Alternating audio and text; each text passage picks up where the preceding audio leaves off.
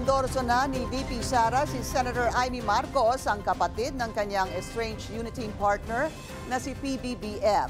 Pero ayon sa senadora, hindi ito gantimpala sa kanyang investigasyon sa pag-aresto sa ama ng bise na si FPRRD. Narito ang agenda report ni Hannah T. Itim ngayon ang kulay ng bansa.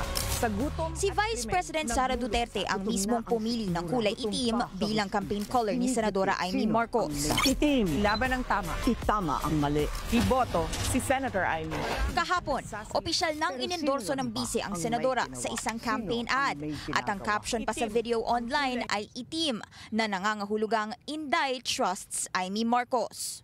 Siya ang nagsasabi na wala siya sa mood, na talagang itim at luksa ang pakiramdam ng nakararami katulad niya. Hindi naman angkop na magsayaw-sayaw, hindi naman tama na magmumotor. Wala na sa lugar sa panahong ito na napakahirap ng dinadanas ng ating mga mamamayan. Matagal na raw silang magkaibigan ng bise at hindi raw ito reward sa pangunguna niya sa investigasyon ng Senado sa March 11 arrest ni dating Pangulong Rodrigo Duterte. Hindi niya ako binigo at hindi ko rin siya bibiguin. Ang katapatan sa ating bansa, ang kabayaran sa kanyang pagtitiwala. Sa kanilang long-term friendship, aminado raw siyang pinahamak niya ang bise sa mga problema sa administrasyon ngayon.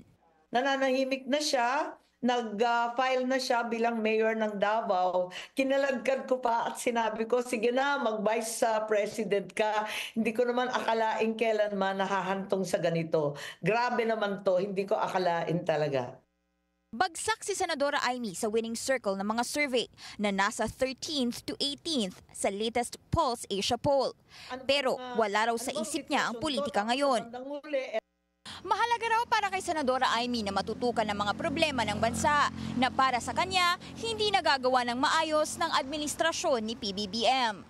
Hindi na tama ang landas ng administrasyon na nanghihinayang talaga ako. Para sa akin, malaking trahedya sa amin to.